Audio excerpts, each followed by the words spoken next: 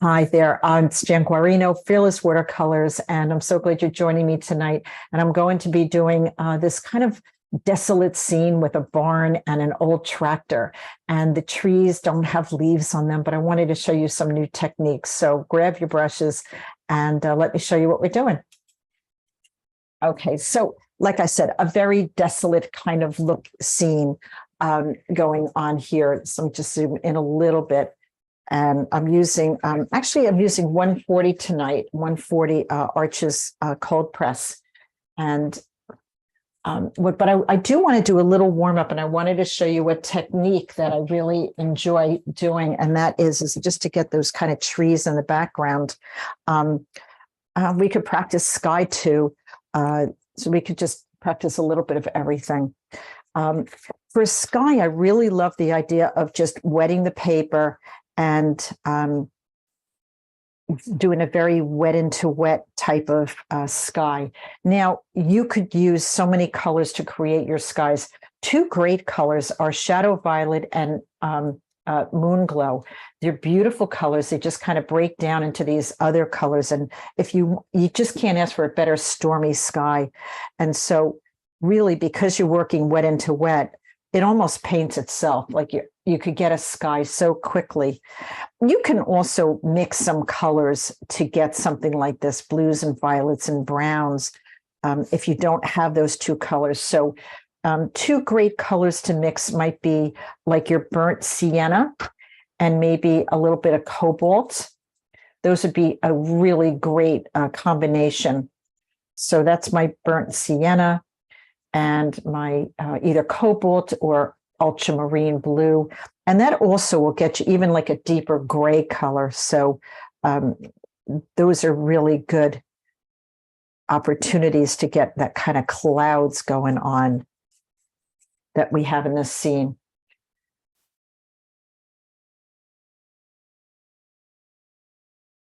And if you drop a little extra color into them, you could get a little bit more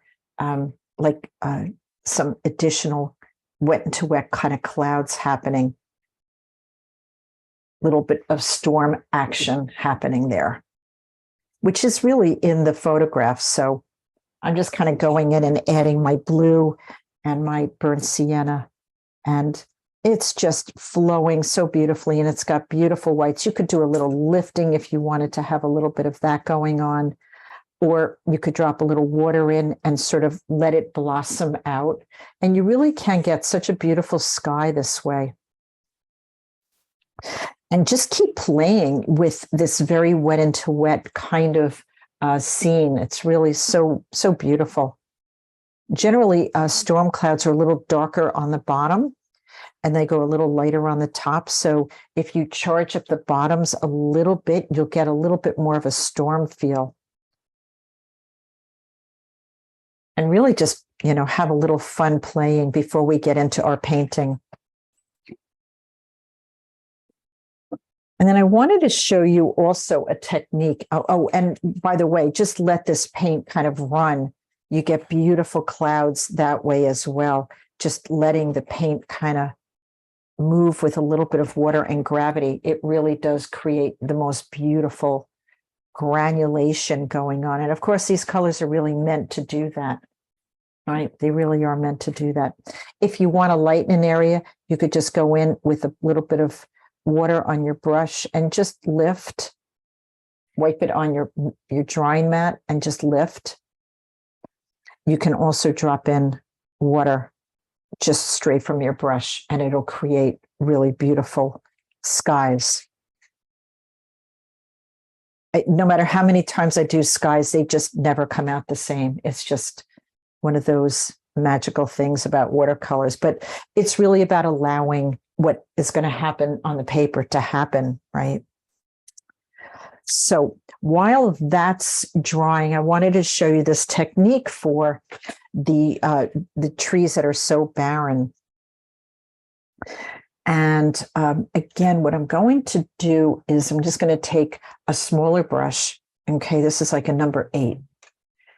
And I'm going to take a little combination of maybe a little bit of my burnt sienna and maybe a little bit of violet, or maybe a little bit of that moon glow color, and or maybe a little bit of blue that creates a nice kind of, again, desolate color. And what I'm going to do is just come along that area where there's that horizon. Okay. I'm going to just kiss it. This is just my brush with just a little bit of water on it, no paint. And I'm just going to kiss that horizon. Let me go closer and show you what's happening. See how it's almost just painting those trees kind of for me? And then if you take your rigger and just carry up some of the trees, even if it goes a little soft into your sky, I don't think that's a bad thing either. But you could keep it dry on dry if you wanted to, if you don't want it to spread out. We could let that sky dry and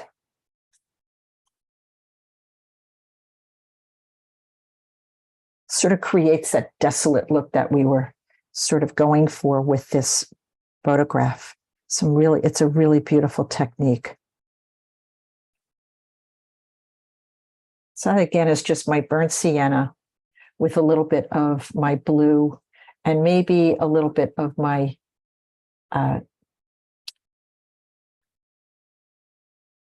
little combination moon glow, burnt sienna, and maybe a little bit of my ultramarine. And just have these be kind of scratchy.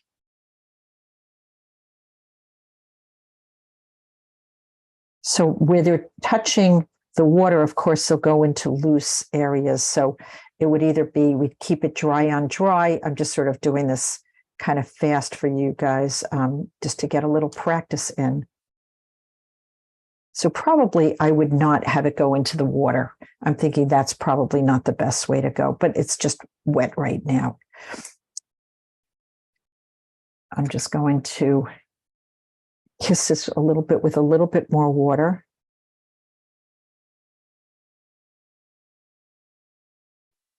And one of the techniques I wanted to show you was just using a palette knife. You could also, I've seen it done with your fingernail, where you kind of time it and you get these little white marks, which is sort of the tree, which is really nice. Kind of giving you a nice little opportunity to pull out some whites and some of the barks. It looks very barren and very desolate, very, very winter feel. Okay.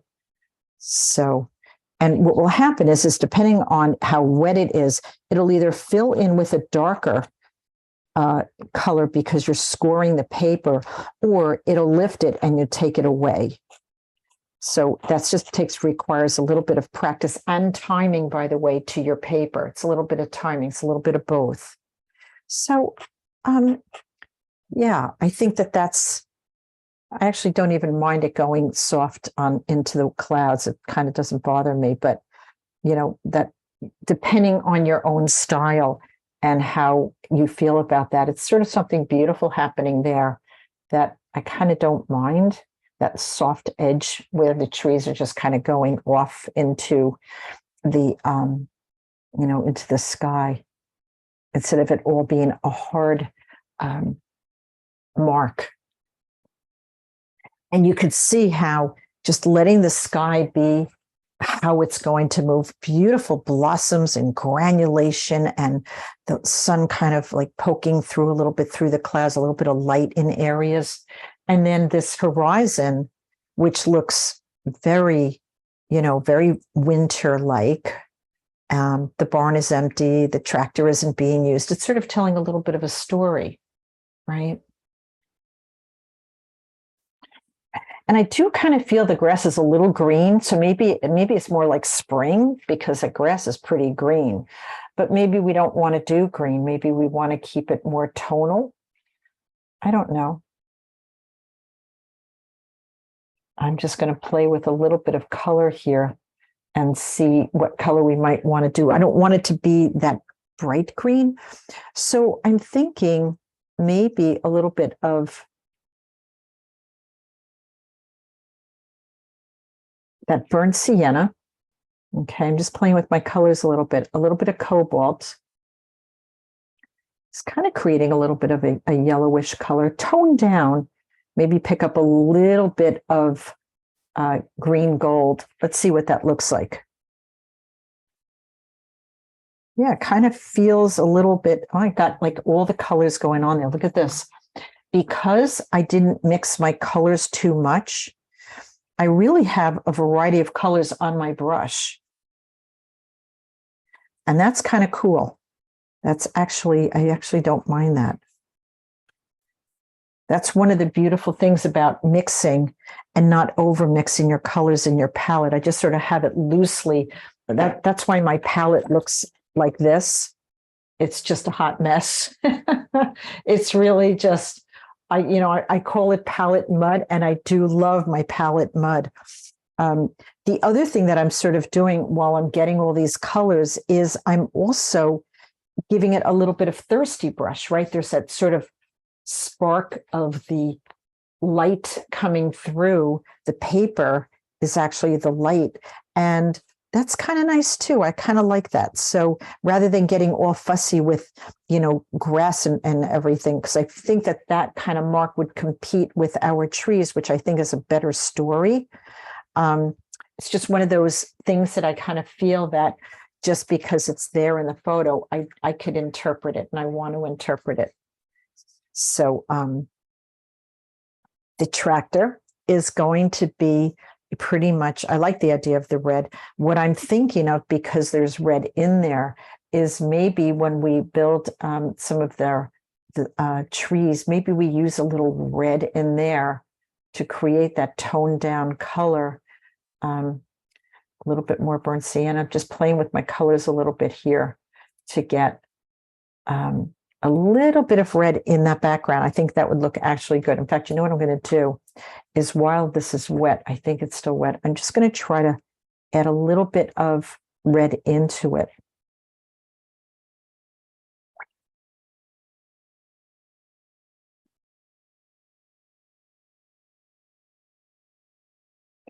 This way, yeah, I think when we mix it, we'll just use a little bit of warm color in there. This way, when we do paint the photograph, we'll be using that red in other spots of the painting, not just in the tractor. And so you could see my scores now have been filled with the color.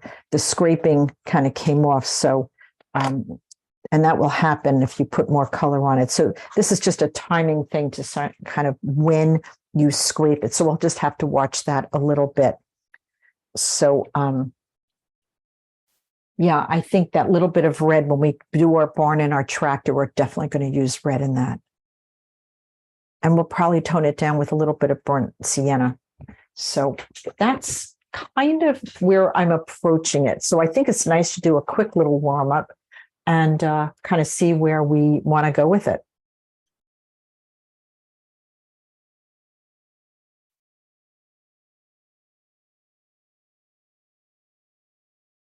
All right, I think maybe we should paint.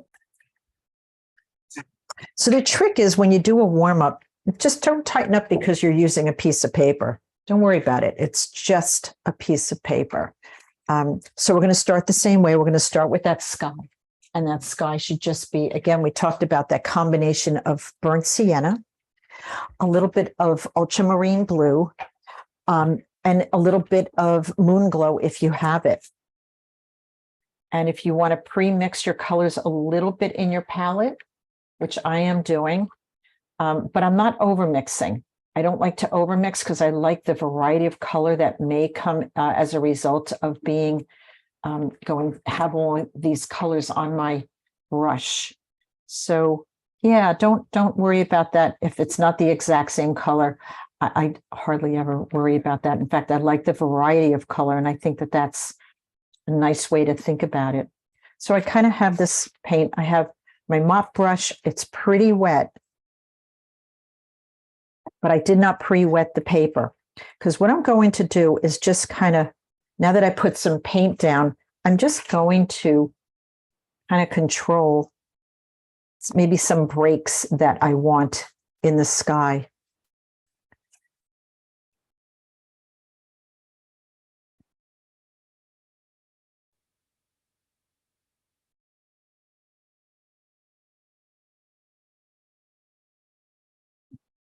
I'm going to leave a little bit of around the roof, because I do want a little bit of light to hit the roof line. I think that'll look really good.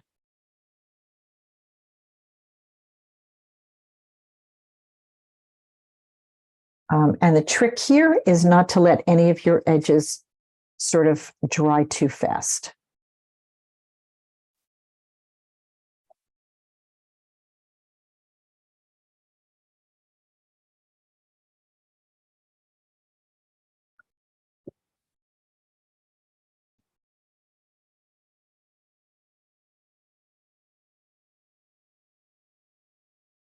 I intentionally exaggerated the angle of the horizon line. So I intentionally did that, actually. So it's not a bad thing to think about exaggerating certain things that you kind of like to give it a little bit more drama.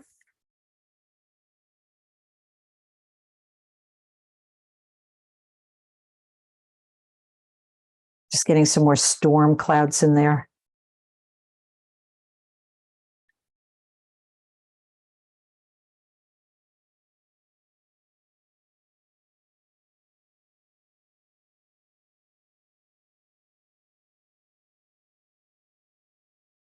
There's no way I could ever do a sky the same way twice. It's just not possible. And I don't really want to. I love the excitement of what happens when I kind of let it be on its own. I get blossoms, and you'll notice that I'm just turning my paper different directions just to have it flow in different ways. And you get beautiful marks and granulations when you do that. It just really lets the paint do the work for you. Could lift a little bit, or drop a little bit of water in to some of the areas to get a nice watercolor blossom. I got a nice one going on there.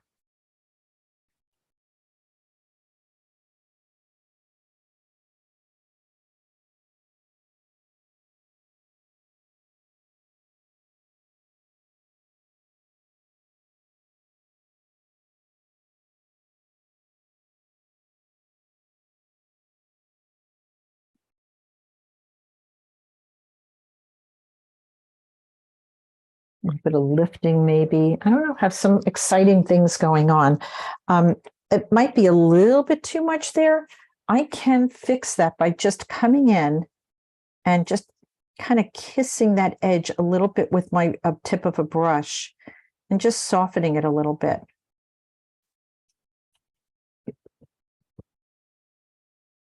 Just loosen it up a tiny bit, and then it just sort of starts melting away.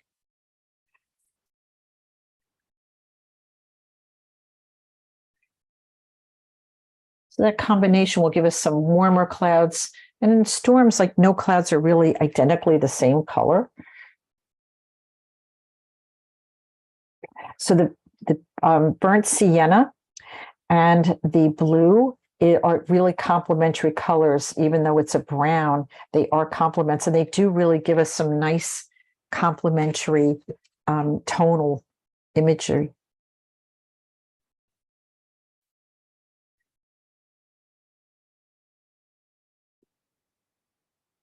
So I'm kind of patient. Sometimes I just kind of wait for the paper and the paint to react to a little bit of gravity.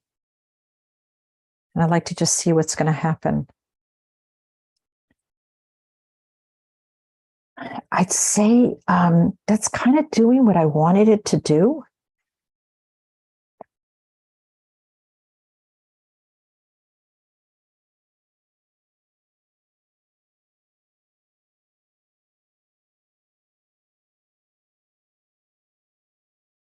So when you're done with that, let it be. When you're happy with it, kind of let it go.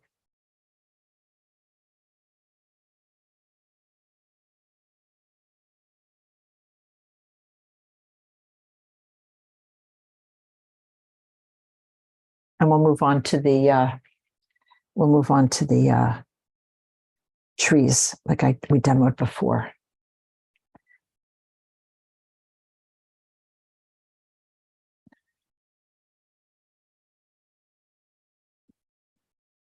I don't want to go in there and mess too much because I'm going to mess with beautiful things that happened.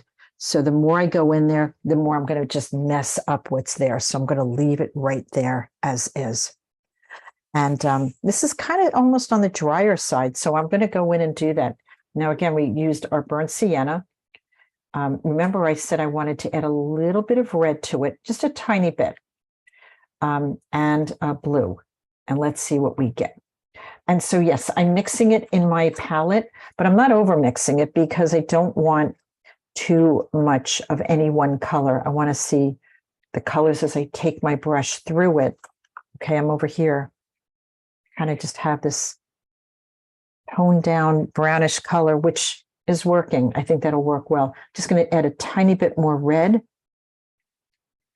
And again, I'm going to start on the bottom. I'm going to go closer for you on this one. So here is my horizon.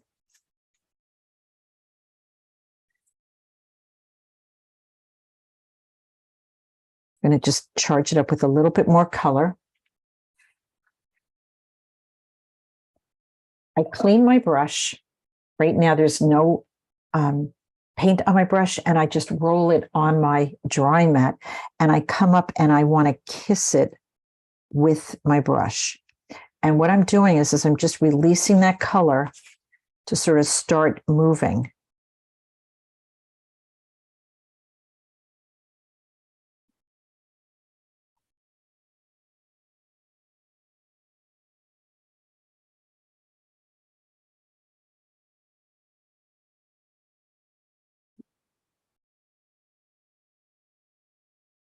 Dropping a little bit of water in and saying, just go ahead and move.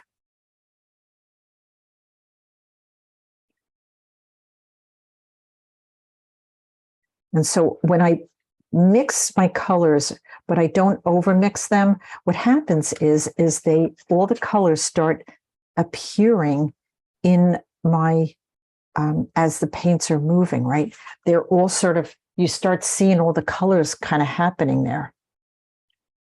So I have my blue, a little bit of red, which of course is a violet, and then we're toning it down with the burnt sienna.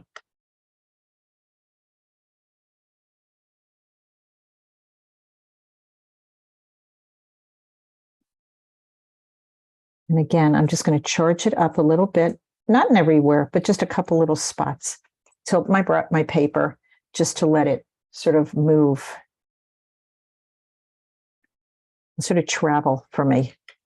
So I could let it travel just by adding a little bit of water to that charged up area. And that really helps the paint to granulate and move. See how it's just kind of moving.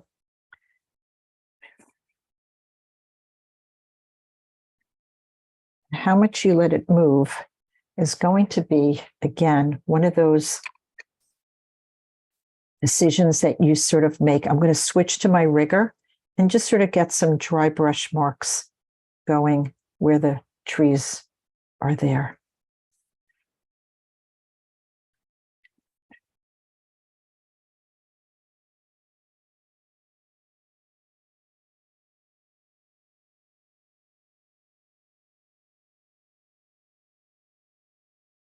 The rigger will help you to get some beautiful fine marks and lines.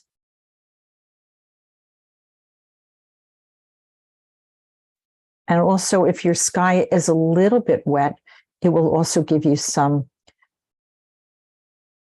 marks that just melt.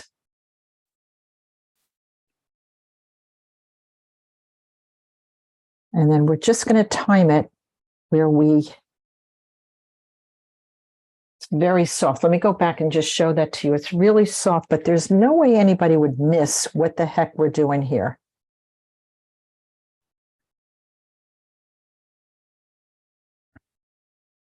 Because this is just part of the story. This is just sort of saying, oh, the season that it is, and the time of year, and what's kind of going on with that.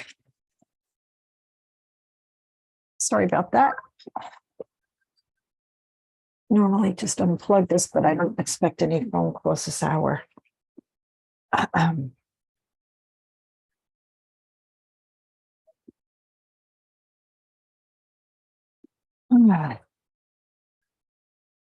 Okay. So everything is a little different in each of these spots. It's not exactly the same. Let me go closer and show you. It's just a little different. As it dries, you could just carry up some of the trees. You could melt some of those marks, certainly. And then let's time that where we kind of lift off some. Not quite ready. Try it again. Certain areas may be more ready than others. Yeah, it's not really lifting. All right, I'm going to try. What it's doing is it's scoring, which is not a bad thing either. Okay, the end of my lucite, the lucite end of my brush seems to be doing a little bit better job of just getting me some whites.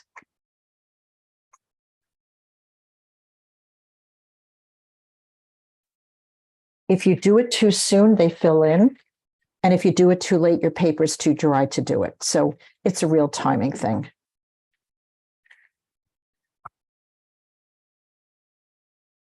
And then I want to come over to that left side and do a little bit over there as well. So I'm going to be over here on the left side and a little bit around the barn and the tractor. I'll put that there so you can kind of see what I'm doing.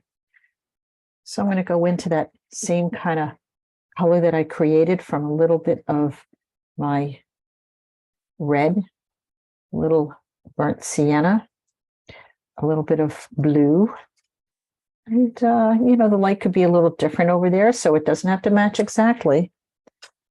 So again, I did dramatize this kind of horizon a little bit.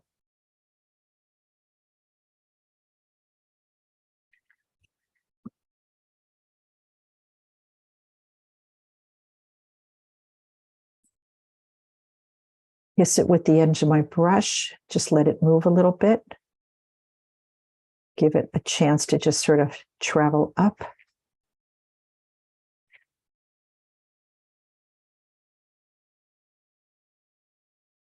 Take my rigger, sort of build some of those trees.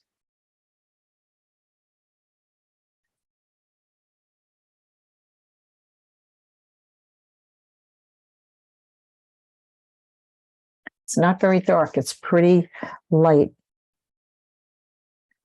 I like the backgrounds to go softer. I like the idea of them having a whole other dimension that I'm not necessarily tied to it being all in focus. No, I'm not. I don't really care about that. It's not what I'm looking to have done here.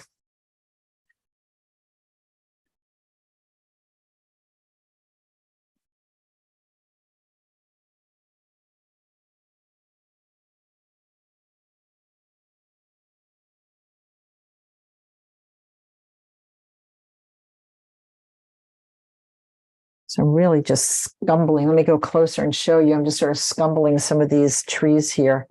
I'm going to keep an eye on it because I want to try that scratch again. Sort of building the trees around the pieces of the tractor.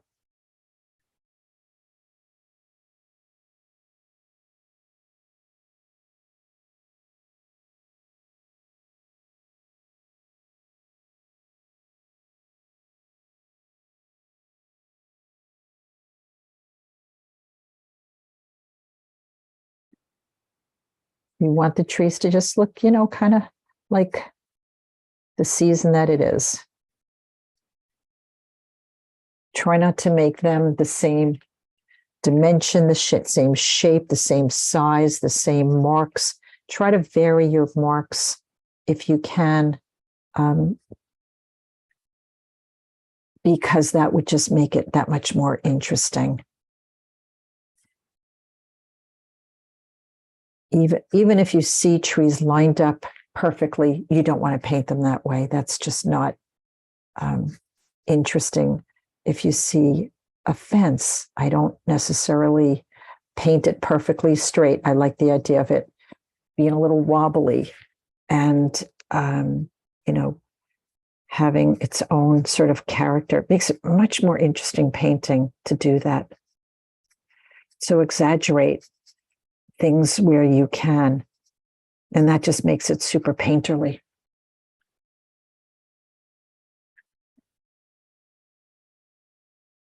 All right, let's take a look and see how that's, yeah, it's kind of reading well.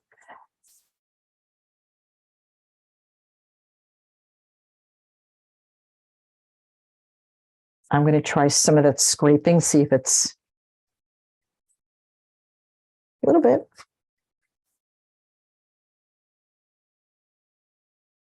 Got a little bit going on there. When you do these kinds of trees, it's fun to just make little calligraphic marks. They'll read as trees. People will know what they are.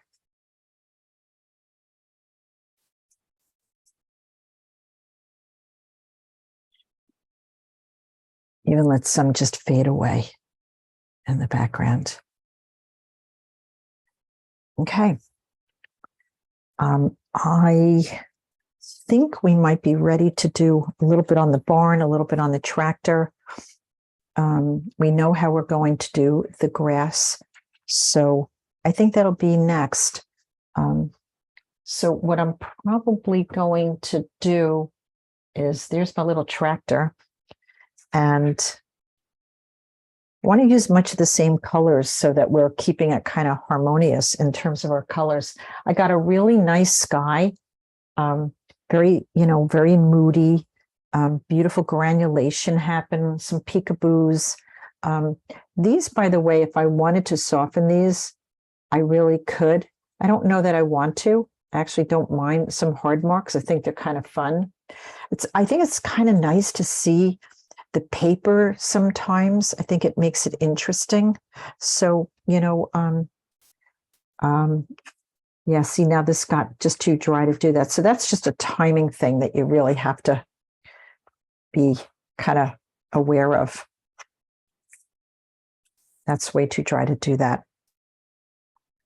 So I think next is going to be our barn and our tractor. Okay. We do want a nice thin brush. I don't really recommend using a small brush like this. I think one that holds the point is actually probably a better way to go.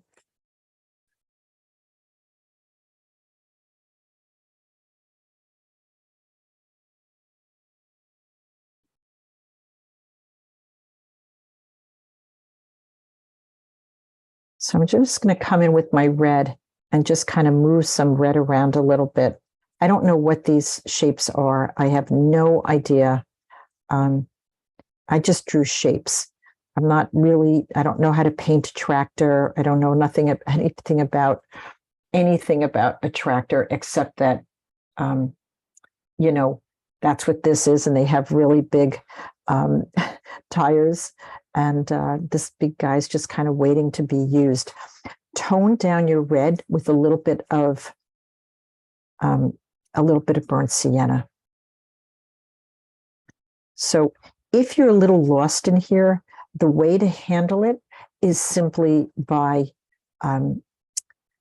painting shapes upside down. If you're lost, and I certainly am lost for sure, I have no idea what any of this is, but we don't have to know what it is to be able to paint it. It's not important. So again, if you get lost, turn your reference upside down and your painting upside down and just work that way. It's a little trick that I learned years ago, and it really does help.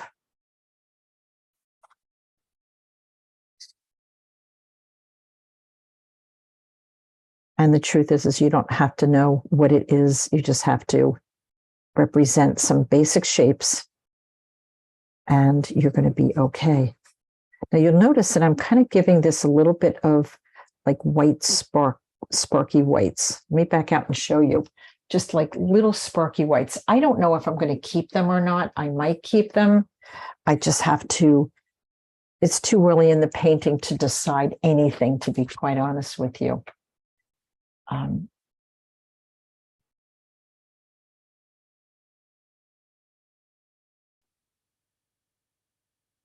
And then for the dark shapes, I'll just blend into there. Okay, not going to worry about it.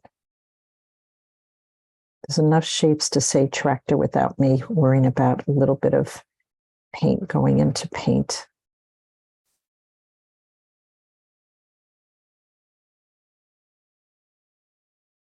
So here's a good place to just really have some fun and decide just how many details that you want to add here. So I'm using a combination, just a little bit of like something very toned down, like a moon glow, shadow violet combination is a really good way to go. Or if you have, I actually don't own Payne's Gray, but if you own neutral tint, that's a good way to go.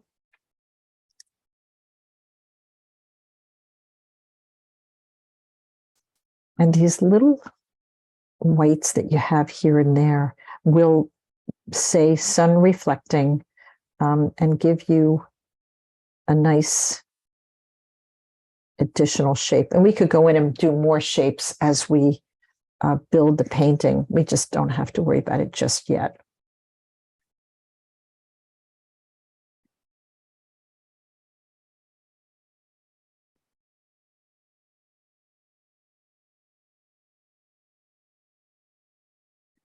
A good time to add more details is when it's dry. So we got a long ways to go before this is dry. And there's also a tendency to work small and too much minutia early on. And these bigger areas, working these bigger areas, help us to not focus on too many details too early on, which is really the way I love to paint.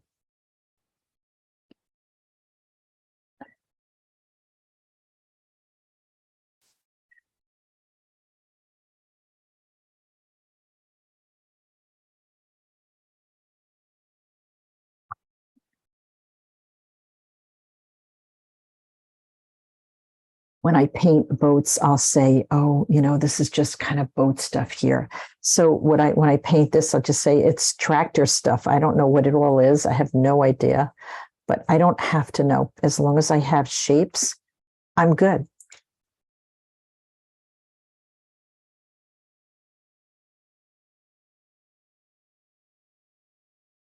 Instead of picking up orange, I'm going to use a little bit of my burnt sienna on the wheels. I think that'll do the trick.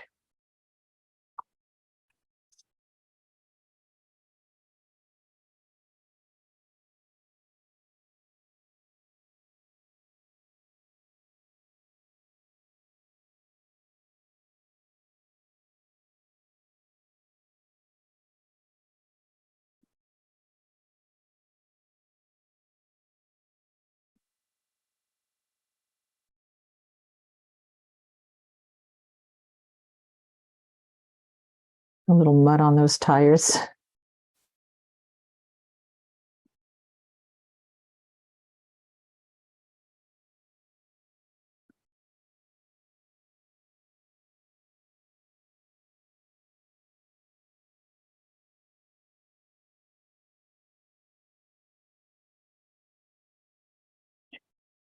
And again, I think a really good dark color that I'm not using in terms of granulating it would be the Moon Glow or Shadow Violet for the tires.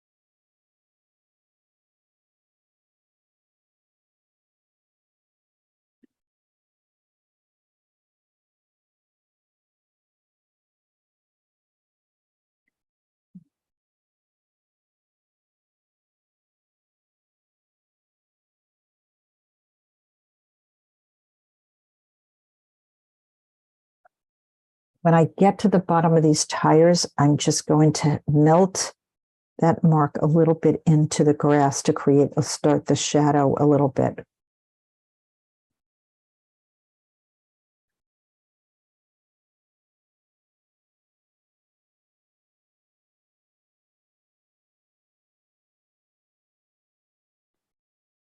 In the contour, I tried to give you guys some of these tire treads, which I think are really fun.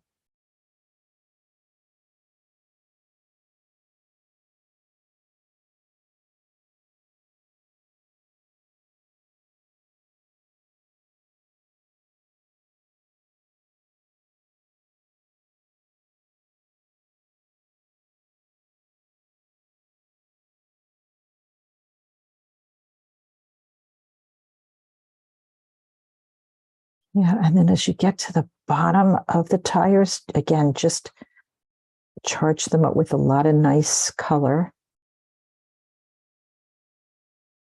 And then take the color off your brush and just kiss the bottom so it just melts really nicely into the ground, into a nice long shadow.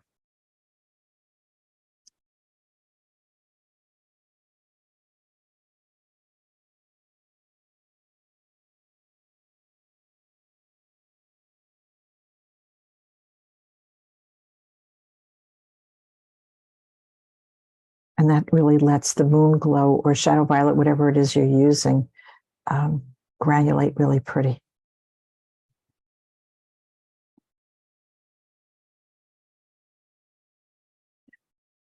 And if you get lost, I get it. I understand. All you have to do is work upside down.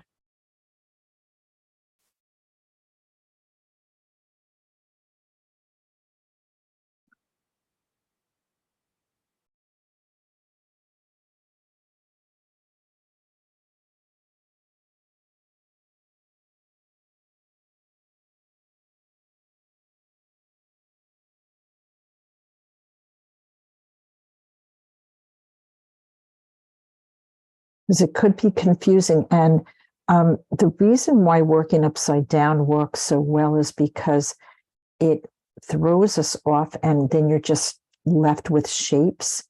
And when you're left with shapes, you're being more accurate and you're not trying to figure out and give the answers, right? You're just not trying to figure it out, which is really actually super important. Because when we try to figure it out, what we're doing is we're making assumptions, and we really don't need to do the assumptions. All the information is there for us, and we just have to get out of the way and see the shapes because it's really shapes and shadows and shapes and shadows and shapes and shadows. That's what it is. Shadow shapes, light hitting areas, and shadows forming. So let me back out and show you. I might have too much white in here. I'll see. I might have to just soften it a little bit with a little bit of a glaze.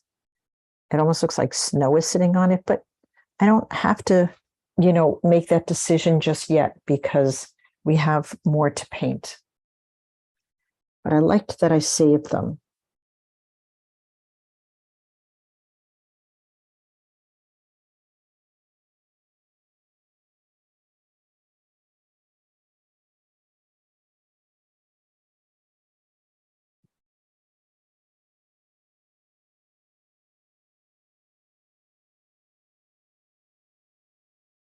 A little dark in here, so I could just take my flat brush and just lift a little bit of color out and pop it a little bit. Colors, watercolors are really so easily adjusted. I mean, it's not like erasing, but you can really get some nice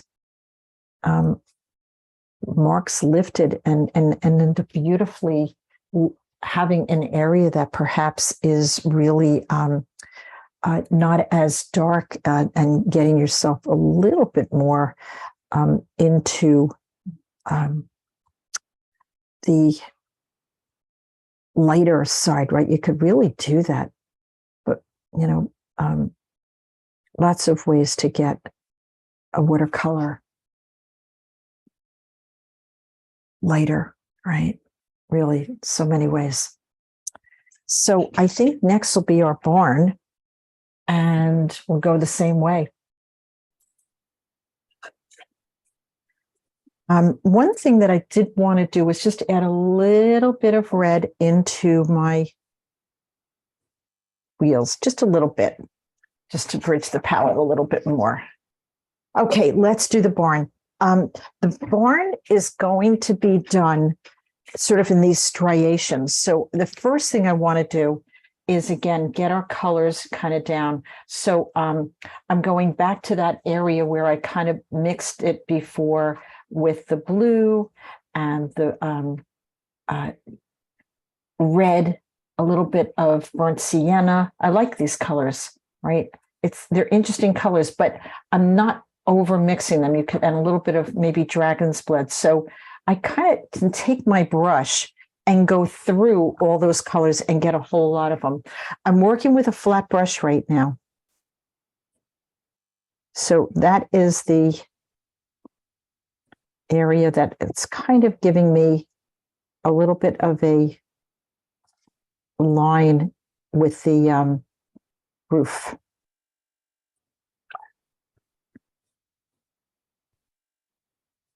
I'm going to switch brushes, and I'm just going to carry some of that down into the wood panels.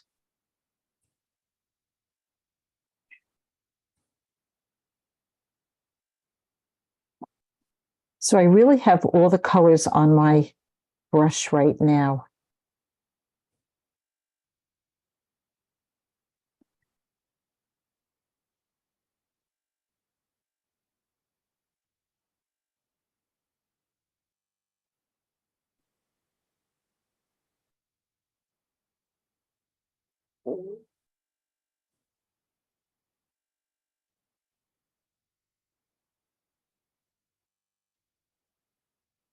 And just giving some of these an opportunity to move and leave little areas that are lighter. If you outline it, just be careful that your outline isn't all that dark, that it's sort of very light. I kind of like all the colors that I'm getting with this barn.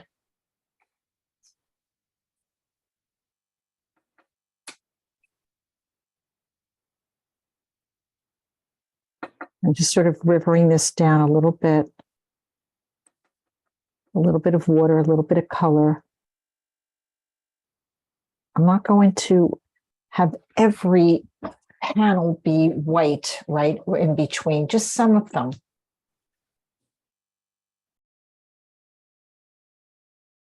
Not all of them, just occasionally little sparky areas that just.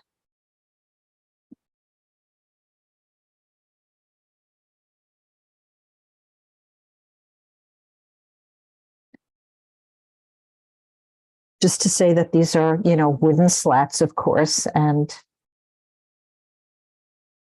maybe some are a little bit more with a little bit more water.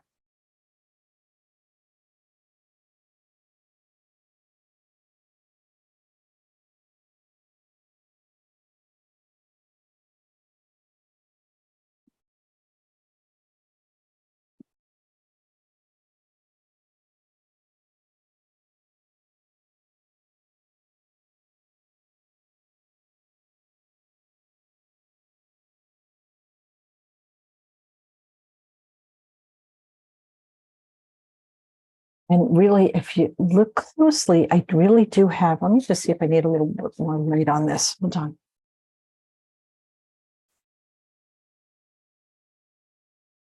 Come on, light.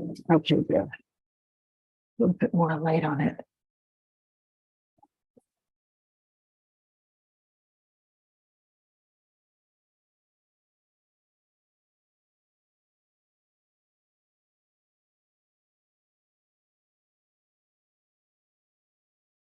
Just giving it an opportunity of little areas to kind of pop through, a little bit of light, a little bit of variation in your colors.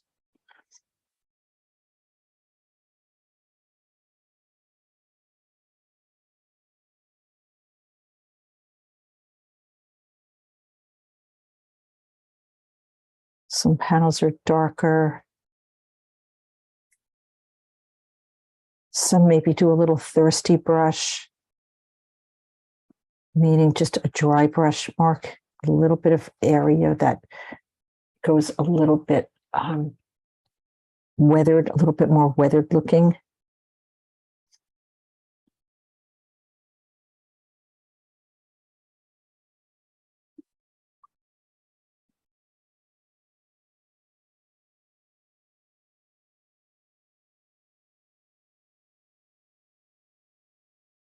Maybe a little change in color where that barn door is. Maybe go a little bit more burnt sienna with it, a little bit browner, a little lighter.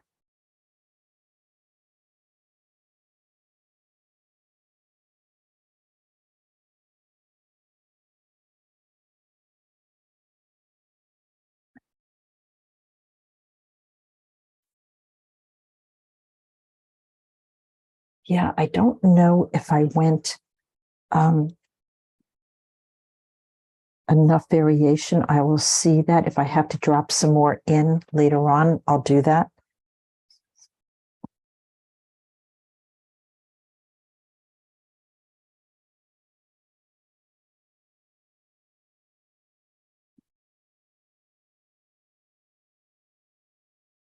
Where the barn doors are open, there's some nice dark area there that you can really pop up very nicely. That's the center of interest. So I'm sort of going around that thing that juts out from the tractor and that piling that's on that piece of wood. So that's kind of the center of interest right there. So you want to be able to kind of work around it and have that really pop with a nice dark.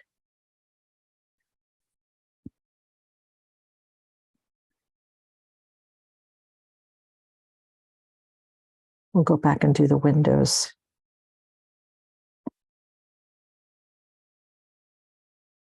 Then I'll go a little lighter on the door over here.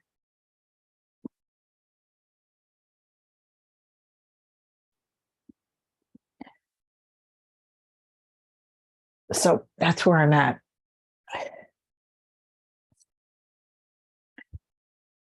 And I'm just looking for, there's a couple of ways to do those little windows. One good way to do them is with a flat brush that kind of is the width. Let me go closer and show you. It's sort of the width of the window. And that's a good way to go if you have that kind of brush. This is a flat brush. It's not an angled brush. So, of course, the other way that you could go in and do this might be with your paper, right? I've shown you that, and I will actually show that to you again, how to do it with paper.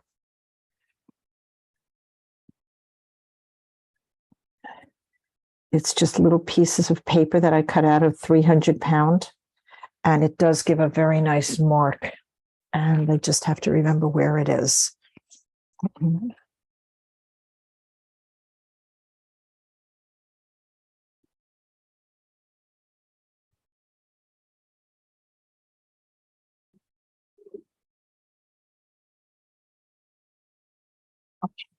So if it's in here, yep, this is where it is. So what you have to do for this technique is I have lots of scrap little pieces of paper. I just want a piece that's kind of the width of those windows. If I don't have one, I cut it. That might be good. Or I just cut it. So this is just scraps of piece of paper. I have lots of them for all different sizes. That looks perfect. Maybe that one. Okay, I have a couple, but just cut it with a straight X-Acto blade. All right, I have a couple that would work.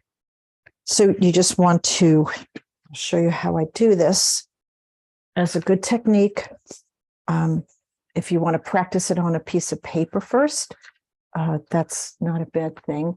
I wet it a tiny bit in my water, and then I go in and I kind of get my color going on in here, my dark, whether it's the moon glow, a little bit of the blue, a little bit of the red, all of those colors, burnt sienna. But I'm using more paint than water right now to kind of get a nice deep dark consistency, right? Because you don't want to go back in. And I would recommend just practicing this a little bit before you do it. So I will show you on my scrap piece of paper.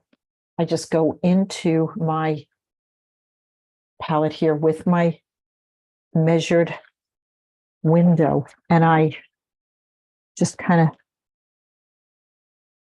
it's a little skippy, but it does make a very nice non-fussy mark, and it actually looks like the window has little reflections going on. So that is, let me just measure to make sure this is the right width. I think maybe it might be a little too wide.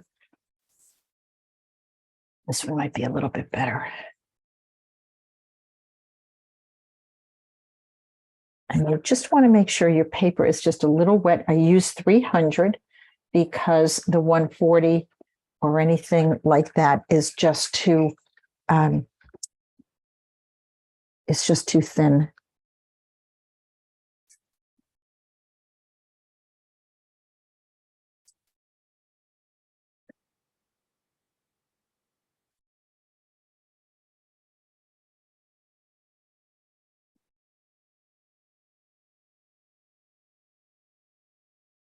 Okay. And there I have windows. So it does make a really good mark and not that fussy. It says windows without getting crazy, which I kind of like that. I'm just going to give a nice light glaze to the top of my roof. I'm going to hold on to a little bit of white as if the sun is kind of kissing it a little bit.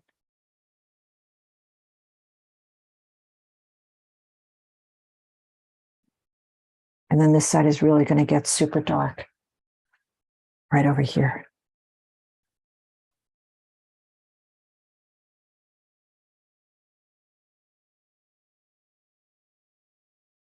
So I'm going to go in and take my colors right from my palette, all those colors that I mixed, because I like it to be more than just one color. I think that's much more interesting.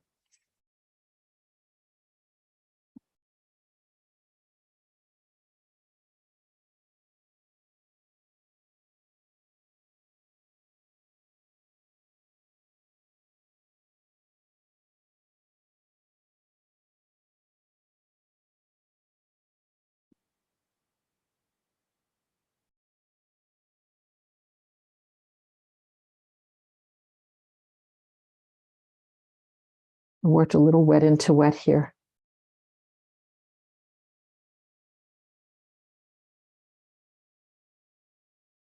So this got a little wet here where it went into my roof line. All I have to do is take my flat brush and just lift it a little bit, wipe my brush, lift it, wipe my brush, lift it, And then when it's dry, I could go in and define it a little bit more if I really want to.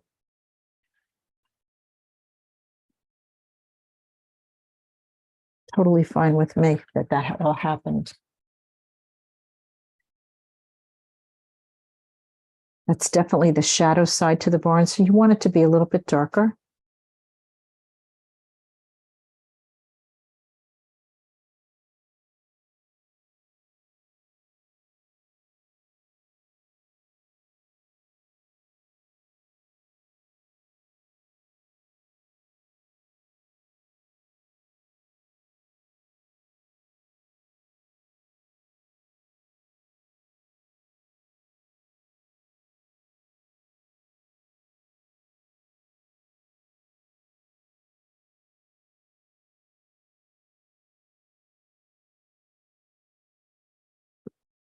And in my mind's eye, it's always really hard to say, what does the painting need until I do a little bit more work on it? You know, I just really cannot determine exactly what it needs till I finish and do the, of course, the grass.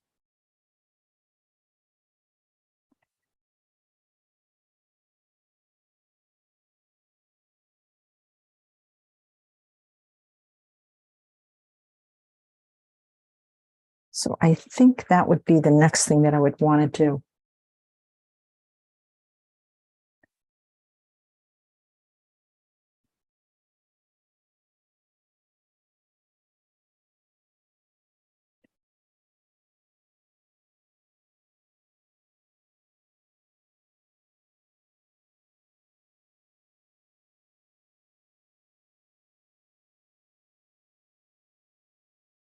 And I may have left a few too many whites in here.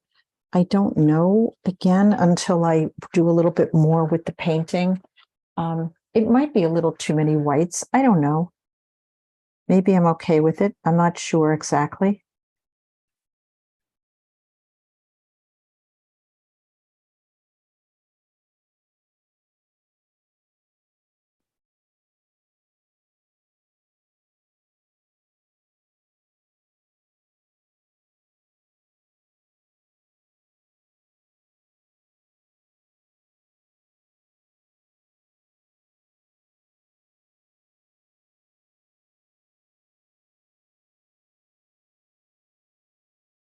Just giving the windows a little bit of a kick shadow.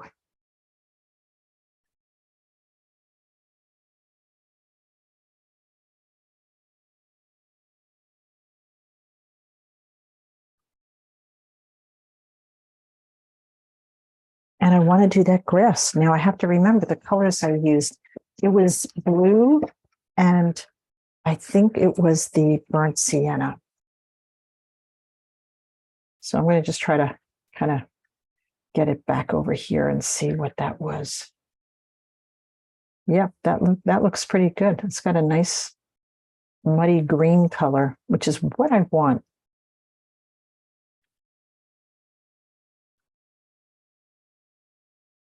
I'm going to change it from the photo. And remember, we did it kind of skippy. You know, we added that color.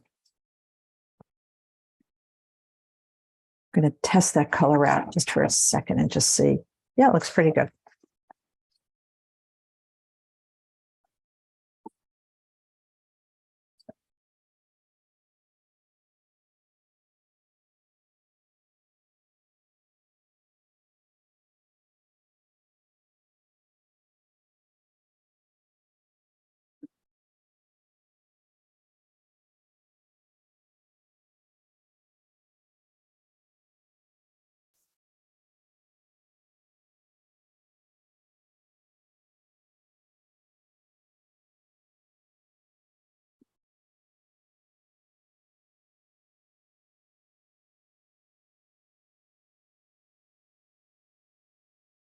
While it's wet, I'm just going in and dropping in a little bit more drama to it. So it's not just all the same, adding to that shadow underneath the tractor.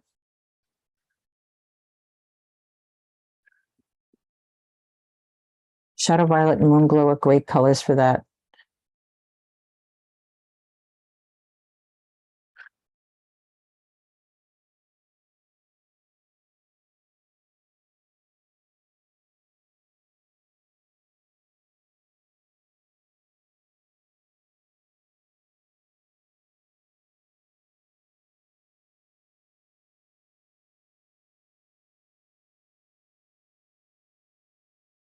Just bringing some of that green into our trees. It's such a muddy green. It's really not reading as green, but definitely is a little muddy,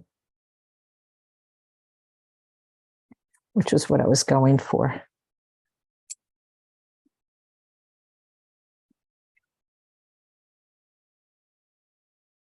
Dropping in a little bit of water into some of the areas of the grass, just to like the light kind of maybe hitting it a little bit. A little bit of thirsty brush also. So this is very wet into wet on top. Transitioned into some other techniques, dry color techniques in here. And then sort of a little bit of thirsty dry brush, but still wet, that I'm able to get some movement and highlights happening in the field itself. And now I get to evaluate the whites that I saved. Maybe I don't need as many. Maybe I need to charge up a little bit darker. I can make those kinds of decisions when I'm more complete with the painting. Before this, I really could not have made that decision, but now I feel like I can. So maybe adding a little bit of contrast, some nice darks.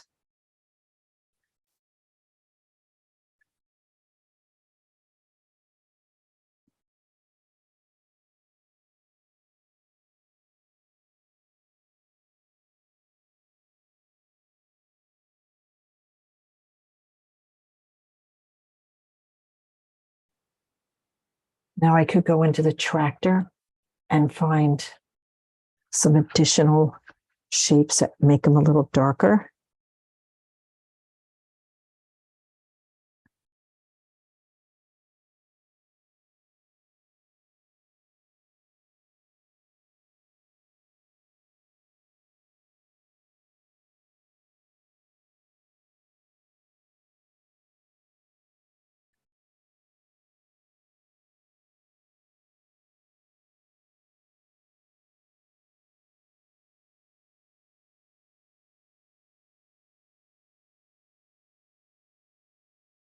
Give it a little bit more dimension, shape. Finding shapes that maybe I lost in the tractor, if you did the tractor. And, I recommend you try it, if you didn't have the tractor this time. I think it's a really fun idea to paint shapes. That's really what this is all about. So I get that the marks maybe looked too confusing. I get that. And that's how you handle it. You handle it in a way that you don't have to think about, oh my goodness, how am I going to do that? You're able to handle it and try and tackle it because to just try it in terms of painting shapes. And the best way to do that is just paint it upside down. Take your source, your photograph, and your painting, and just go upside down with it.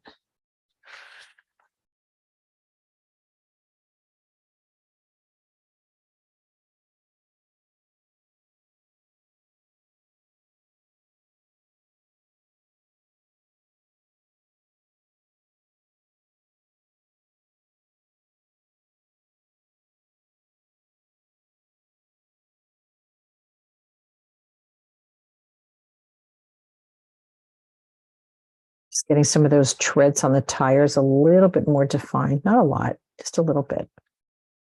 They didn't tell such a story. So I could go in with a smaller brush right now and just, with a lot of paint and not a lot of water, just find more opportunities to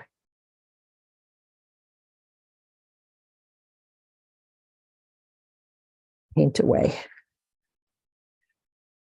So let me go closer and show you. There's my tractor. Again, I think maybe I just have a little too many like little sparky whites. all I really have to do is go in with a little brush, a little moisture, and just eliminate some of them. I'd rather have them and know that I could get rid of them if I choose to, than to not have any.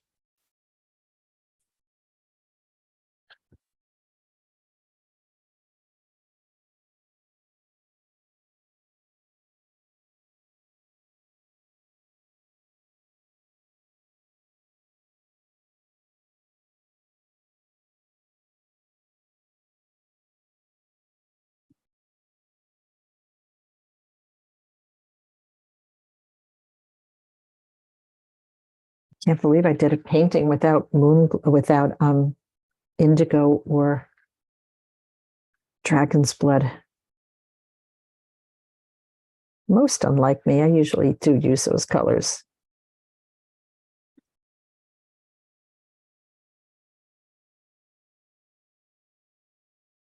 I didn't really, I guess I could have used dragon's blood instead of the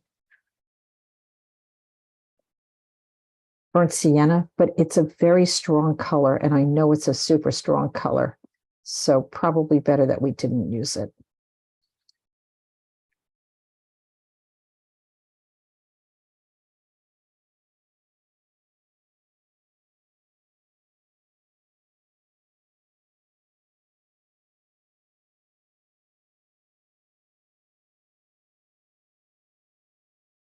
Now with some of our reds, we can go in and just give it a little bit more oomph if you wanted to in some of the red areas of the tractor.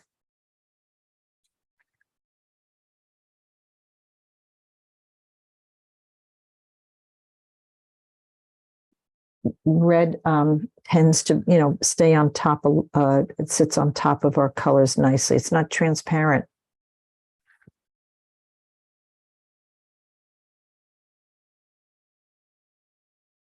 It's not a transparent color, it's more opaque.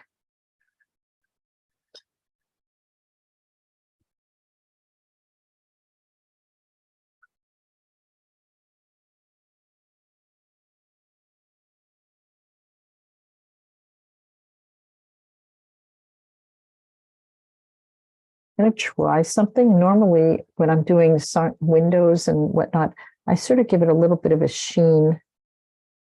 There it goes. A little bit of a diagonal sheen. It messes with the paint a little bit, but it does give a nice reflective quality to it. And I'm just doing that with a wet brush.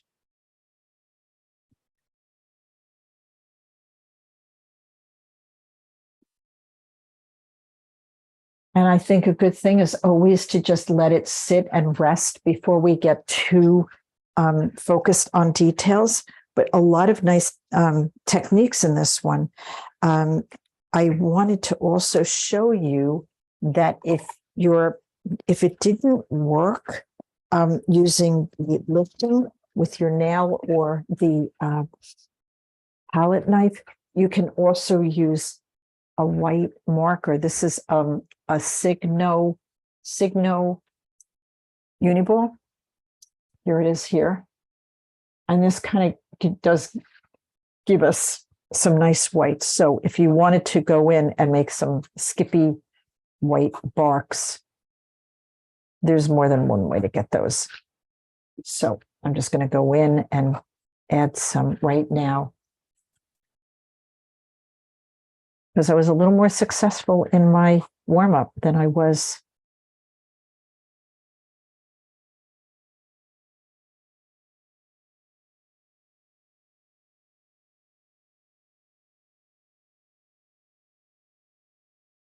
Those nice white birch trunks and branches.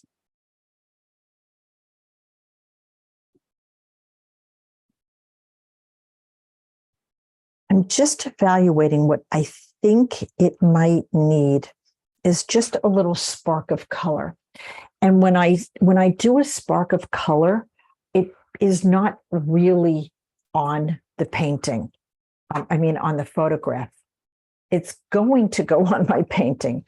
But one color that I love to use, there's two colors that I love to use to spark up a painting that looks just very, it's fine. It's a little muted, which is okay. But sometimes you just want a little bit of unexpected color, okay? And I'm going to show you, if I could find the color in my box here. And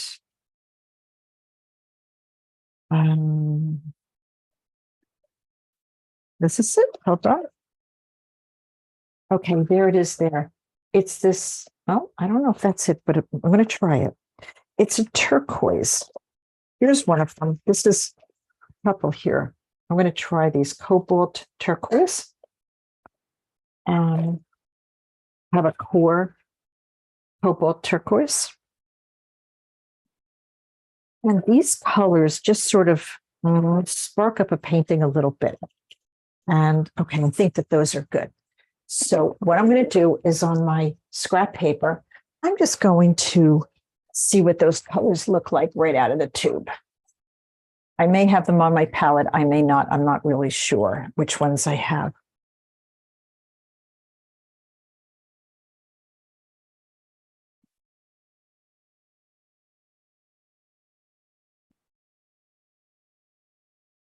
Okay, let's see. This looks transparent. Let's see what that looks like. That's Aqua Green by Winsor Newton. I don't think that's the color I'm looking for. I'm looking for something that's opaque. Nope, that's got a transparency to it. All right, I'm going to try Winsor Newton Cobalt Turquoise Light. This may be it.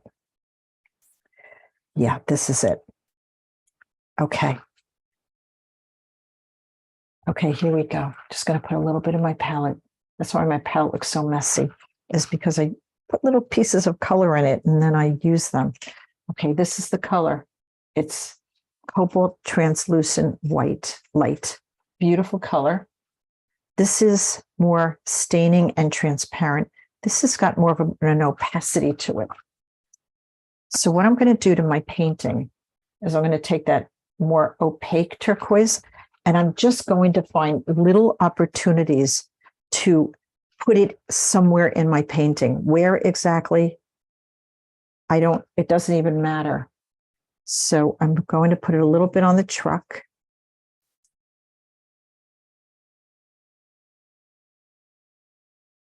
Maybe a little bit on the wheels.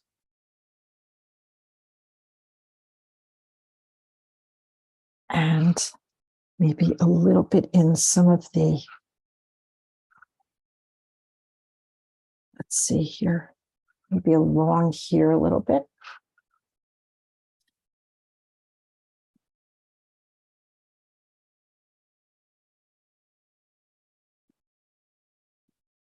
And what it did was it just sparked up the painting a little bit.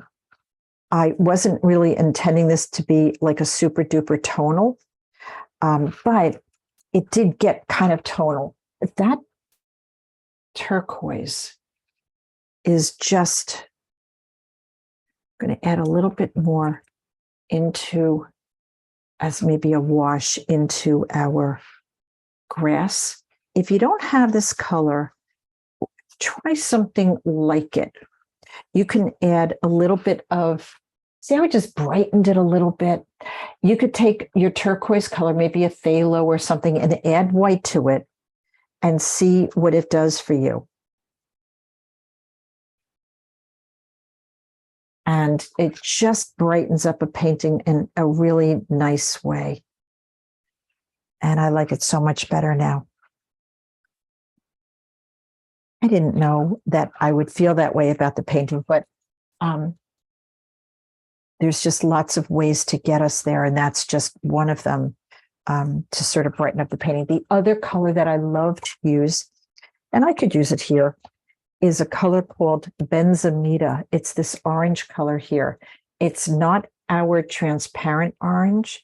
It's an opaque orange, but boy, does it just brighten areas up. So I could brighten up maybe some areas on the truck, perhaps. All of a sudden, things kind of come to life a little bit more. And hard to explain why you do that or where you do it. I think it's one of those things that just becomes more intuitive as you paint. You just kind of feel like, gee, I didn't really mean for it to be quite as opaque as it turned out. So I just want a little bit more oomph to it. That will help it to do that.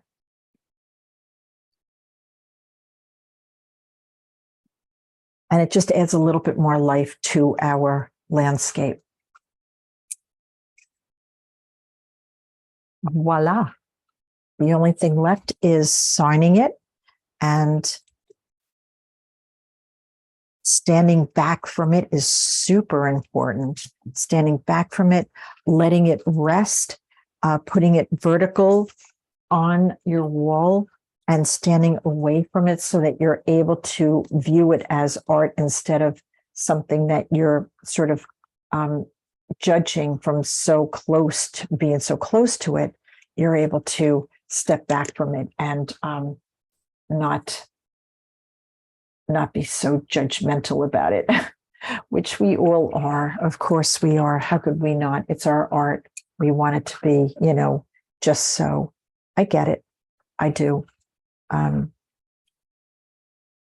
I think sometimes looking at a painting, while it may not be your favorite, you also learned about skies, trees, those kind of desolate trees, bridging the palette, how to do windows, that, the tractor and saving some whites. There's lots and lots of opportunity for you to, kind of build on it. And the next time you're looking at a photo like this that you want to paint, it's not so daunting.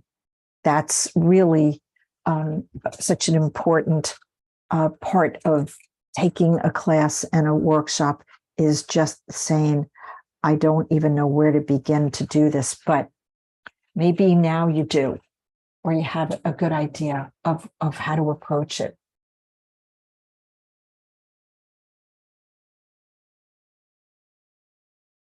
So that color again that I used to just spark it up a little bit was, it's a Winsor Newton Cobalt Turquoise Light. There it is. Out of focus. Sorry about that. Can't really get it in focus, but that's what it is. It's a nice brightening color. And the other one was that orange, that benzamita. It's a nice opaque, but you can get these colors. You could kind of make them with white and a turquoise, maybe a phthalo or something. You can make these colors. I just like having them accessible in my palette. So anyway, thank you for coming on. This is Jan Guarino, Fearless Watercolors, and I'll see you again soon. Bye now.